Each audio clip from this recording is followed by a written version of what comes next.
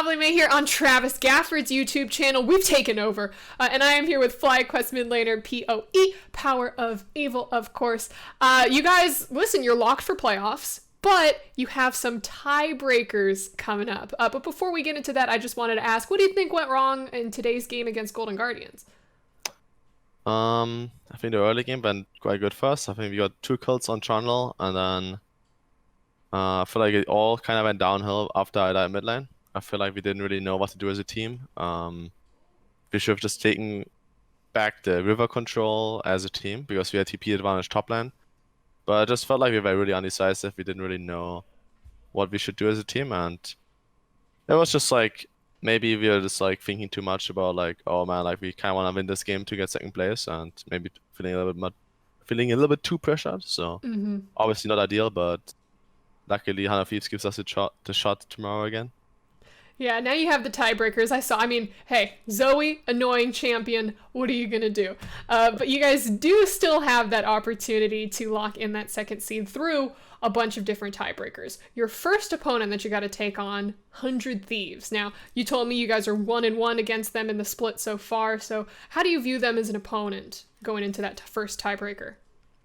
Well, definitely they stepped up, I think, on the second half of the split. I feel like they are definitely pretty strong team. Like they won against us, I don't want to be wrong, maybe last week I think it was, and it was a close game, but we definitely need to be like watching out for them. I feel like they have pretty strong players. I feel like even today I think Kurdistan like played really strong on their failures, and I feel like if we just play our game and we like just play to our strengths, not to their weaknesses, I think we gotta do good. Cool.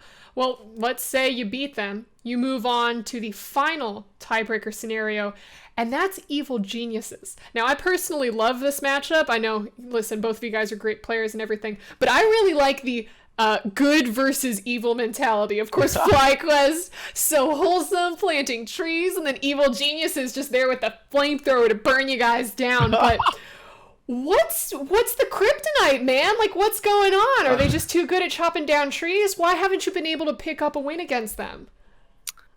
I don't know, I feel like they are really aggressive. They're really fast-paced. They give up a lot of stuff, and they just look to take it off fights. I think they're not as good as Cloud9 doing that, but they're definitely a really fast-paced team, and I think we are like a little more slow.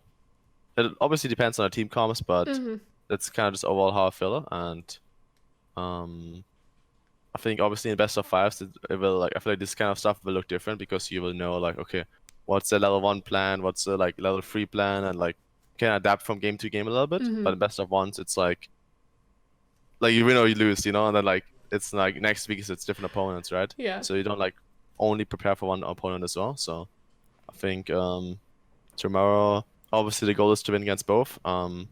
I don't think in the end it matters if you're 3rd or 4th place because they just face each other in playoffs. So I think it's for both Hunter Thieves and us, it's about like winning against EG in the end and not winning against the other guy, because like you need to win both games to like that matters for us. Definitely.